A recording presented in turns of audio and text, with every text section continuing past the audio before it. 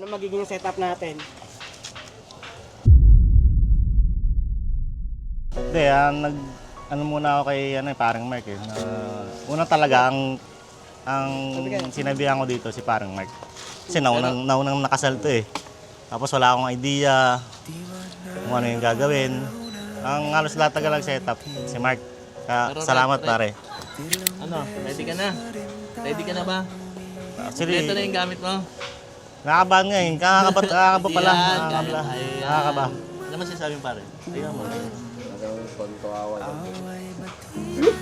Kaya na yun, yung taga-matino kausap eh. Okay talaga. Masaya talaga nung araw na ito. Propose pa lang niya eh. Ano masaya? Ano? Payo mo, kayang-kaya niya yan. Ang kaya mo, huwag kang bibitaw. Sulitin ng bawat Ano mo pare, kasi kung siseryosoy natin yung mga usapang ganyan, siyempre para lumasan loob mo sa mga bagay kapag ganun ba ako nandiyan na yung para ready ka na maayos.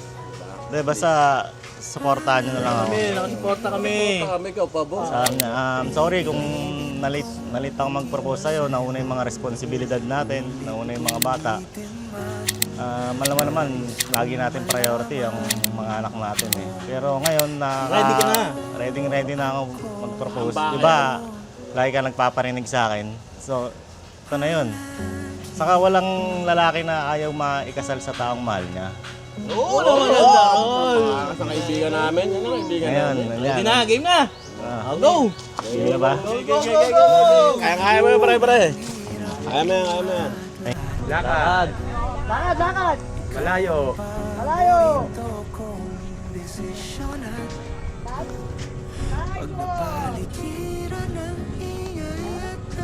Ang ganda niyan pag malayo. Kita yung buong ayan na, lalapit na. Oh, go. Atras. Atras, atras. Atras!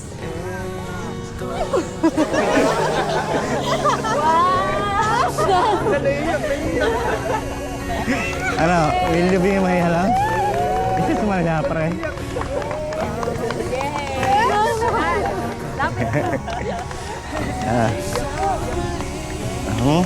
Okay lang yan. Thank you. Maganyan pa. Thank you pare, thank you. Salamat sa inyo. Ulit-ulitin man, nais kong malaman mong iyo ako.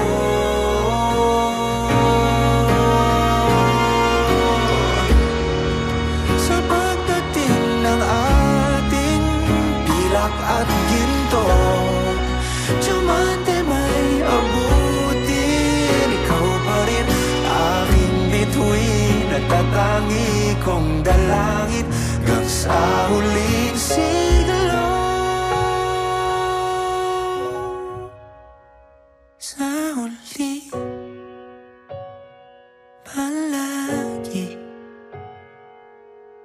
babalik pa rin sa yakap mo hanggang sa huli palagi pipiliin kong maging sa'yo at ulit-ulitin man nais kong malaman